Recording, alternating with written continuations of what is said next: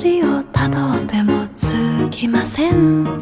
森の小さなレストラン、空っぽのポケットをまっさぐって忘れた人からたどり着く。予約は一つもありません。森の小さなレストラン、空席だらけのランチ時、小鳥がパタパタ笑ってる。チュルチュンチュンチュンチュンチュンチュルチュン。